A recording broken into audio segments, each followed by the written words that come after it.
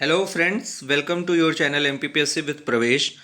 In this video we are going to talk about important news item for 2nd of March 2025 की जो important news है इसको हम लोग देखेंगे। तो जो सबसे पहली आज हमारी important news है that is related to Raisina dialogue. Raisina dialogue, ठीक है, ये हर साल observer research foundation and ministry of external affairs organise करते हैं। और कब से कर रहे हैं? 2016 से कर रहे हैं। आपसे प्रीलिम्स में पूछा जा सकता है कि पहला रायसीना डायलॉग कब हुआ था? 2016 में हुआ था। और इसको रायसीना डायलॉग क्यों बोला जा रहा है? क्योंकि रायसीना हिल्स पे हमारा राष्ट्रपति भवन स्थित है और इंडिया में सिक्योरिटी कॉन्फ्रेंस जो है इसी नाम से ये शुरू की गई है। तो ध्यान रखिएगा, रायसीना हिल्स जहां पर राष्ट्रपति भवन स्थित है दिल्ली में, और ये 2016 में शुरू किया गया था। और 2025 में जो है इसके चीफ गेस्ट कौन होंगे? क्रिस्टोफर लक्सन, ठीक है। तो इसके चीफ गेस्ट होंगे क्रिस्टोफर लक्सन, जो न्यूजीलैंड के प्राइम मिनिस्टर हैं, ठीक है। तो ध्यान रखिएगा, Christopher Luxon New Zealand prime minister will be the chief guest for 2025। तो ये ध्यान रखेंगे हम लोग। जो नेक्स्ट न्यूज है हमारी that is related to article 136। और आर्टिकल 136 क्यों न्यूज में है पहले ये जान लीजिए। क्योंकि हमारे उपराष्ट्रपति जी ने कहा है कि आर्टिकल 136 का यूज जो है वो कम होना चाहिए और इसके कारण आर्बिट्रेशन कई बार रुक जाता है। तो आर्टिकल 136 बेसिकली है क्या?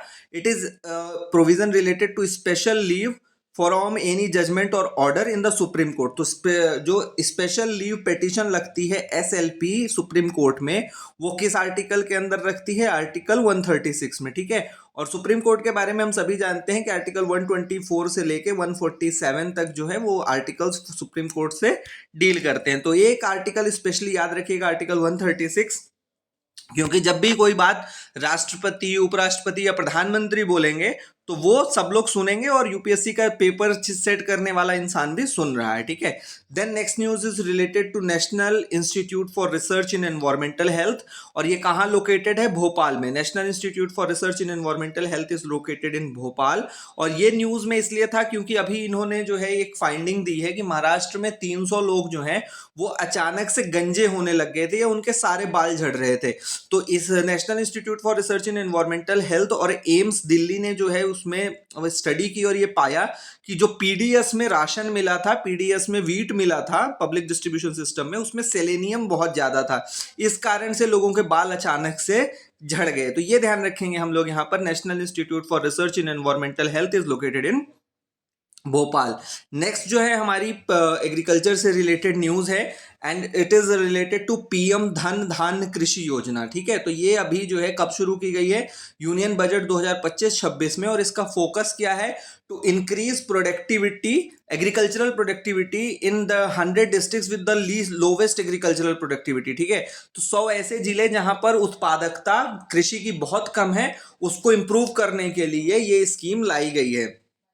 और ये आपके प्रीलिम्स और मेंस दोनों में काम की है क्योंकि government initiatives in the agriculture जो है वो आपके GS3 में स्पेसिफिकली मेंशन है। तो ध्यान रखेंगे हम लोग, पीएम धन धान्य कृषि योजना, 100 डिस्ट्रिक्ट जहां पर एग्रीकल्चरल प्रोडक्टिविटी सबसे कम है उनको फोकस करके इंप्रूव किया जाएगा।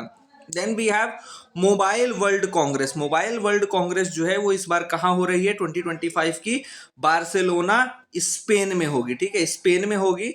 एंड इंडिया को कौन रिप्रेजेंट करेगा? ज्योतिरादित्य सिंधिया जी। ज्योतिरादित्य सिंधिया जो है हमारे मध्य प्रदेश के किस जिले से आते हैं? गुना से वो MP हैं और अभी वर्तमान में ministry of development of north eastern region के मिनिस्टर भी हैं, मिनिस्टर ऑफ कम्युनिकेशंस भी हैं। तो ये हम लोग याद रखेंगे मोबाइल वर्ल्ड कांग्रेस के बारे में। Then we have Dholavira. Dholavira जो है वो एक यूनेस्को वर्ल्ड हेरिटेज साइट है गुजरात में। 2021 में इसको डिक्लेयर किया गया था। और ये जो साइट है हमारी, ये हड़प्पन सिविलाइजेशन से रिलेटेड है, ठीक है, हड़प्पा से रिलेटेड ये साइट है।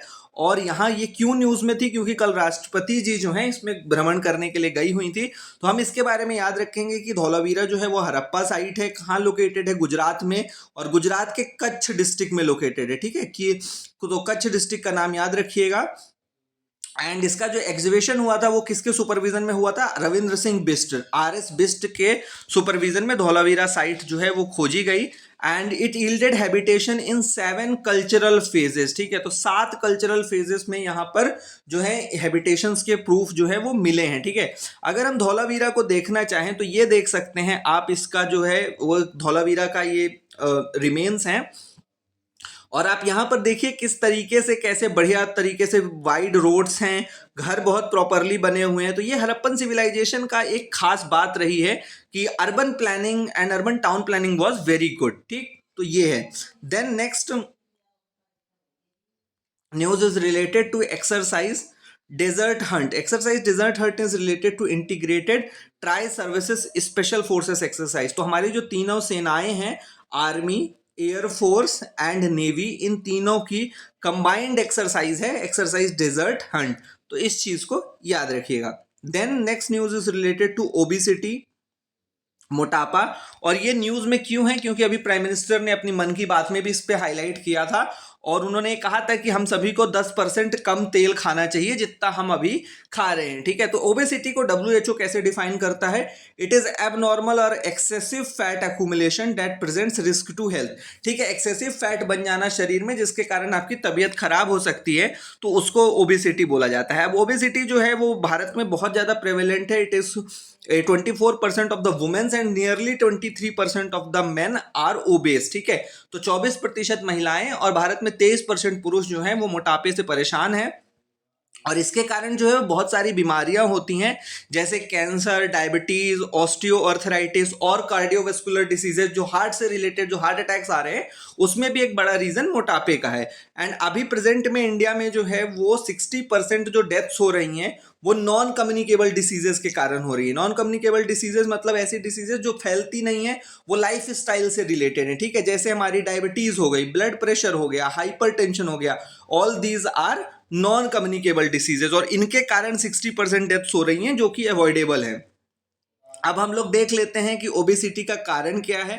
सबसे पहला कारण है हाई कैलोरी लो न्यूट्रिशन डाइट। ठीक है, तो हम लोग रोटी और चावल बहुत ज़्यादा खाते हैं और न्यूट्रिशन चीज़ें जैसे दाल जो है वो नहीं लेते हैं, फ्रूट्स नहीं लेते हैं, सैलेड नहीं खाते हैं, तो ये एक कारण है। दूसरा है easy access to processed foods. ठीक है, तो बच्चों को आसानी से लेज मिल गया या क्रक्स मिल गया तो ये सब खाते हैं, तो ये इसके कारण भी है। तीसरा चीज़ है growing culture of dining out. ठीक है, तो ज्यादातर लोग हर मौके पे बाहर जाके खा रहे हैं, रेस्टोरेंट में खा रहे हैं, जब मौका मिल रहा है तभी बाहर खा रहे हैं और वहां पर रेस्टोरेंट्स वगैरह में जो है वो तेल बहुत गंदी क्वालिटी का यूज होता है, तो इस कारण से भी मोटापा बढ़ रहा है। Then fourth reason is use of genetically modified crops. उसके कारण भी जो फूड कंपोजिशन बदल रहा है, that is affecting metabolism and weight gain.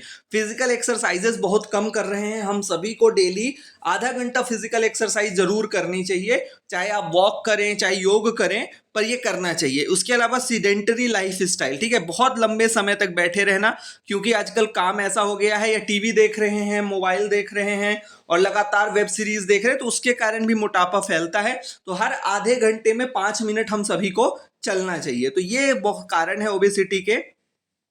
And then मोटापा जो है नापा जाता है बॉडी मास इंडेक्स के जरिए। ठीक है, बॉडी मास इंडेक्स, तो हम इसको समझ लेते हैं ये क्या होता है। BMI इसको बोला जाता है शॉर्ट में, बॉडी मास इंडेक्स। और इसको कैसे कैलकुलेट किया जाता है? It is calculated by dividing a person's weight in kilograms by their height in metres square. ठीक है, तो किसी पर्सन का कितना वेट है और उसकी कितनी हाइट है, ठीक, तो उसको डिवाइड करके बॉडी मास इंडेक्स निकाला जाता है।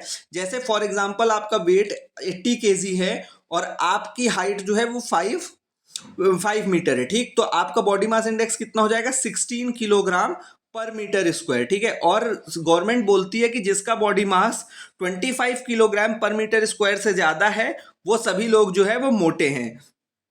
तो प्रीलिम्स में पूछा जा सकता है कि मोटापे के लिए बॉडी मास इंडेक्स कितने से ज्यादा होना चाहिए, तो 25 किलोग्राम पर स्क्वायर मीटर से ज्यादा है अगर आपका बॉडी मास इंडेक्स, तो आप मोटापे से प्रभावित हैं। ठीक है, then we have a next scheme that is related to Swavalambini, और ये स्कीम शुरू की है ministry of skill development and entrepreneurship ने अलॉन्ग विथ नीति आयोग। तो ministry of skill development and NITI Aayog ने मिलकर के एक फीमेल स्टूडेंट्स को प्रमोट करने के लिए, उनके अंदर एंटरप्रेन्योरशिप प्रमोट करने के लिए ये स्कीम शुरू की है Swavalambini. And higher educational institutions में जो वुमेन है they would be provided with necessary entrepreneurial mindset resources and mentorship to successfully build and scale their ventures. तो वो शुरू करें, और ये जो है वो आप कहाँ पर यूज कर सकते हैं? GS4 में जो है मेंस में आपके एंटरप्रेन्योरशिप नामक एक टॉपिक है, वहां पर आप इस स्कीम को ऐड कर लीजिए और आप इसका यूज कर सकते हैं।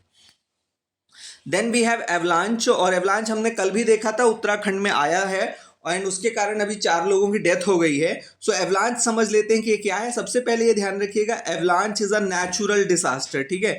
तो आपके सिलेबस में डिसास्टर मेंशन्ड है और नेचुरल एंड मैन मेड में क्लासिफाइड है। So avalanche is a natural disaster, और इसका क्या मतलब होता है, it is sudden fall of snow, ice और rocks from a mountain side. अगर पहाड़ से अचानक से बर्फ या फिर पत्थर गिरने लग जाए तो उसको बोला जाता है एवलांच। एंड ये अक्सर तब होता है जब बर्फ पिघल रही होती है, ठीक है। तो ये ध्यान रखेंगे हम लोग एवलांच के बारे में, और इसको एवलांच को आप यहाँ पर देख भी सकते हैं फोटो में। So this is a photo of an avalanche. तो ये थी हमारी आज की important news. Thank you and have a nice day.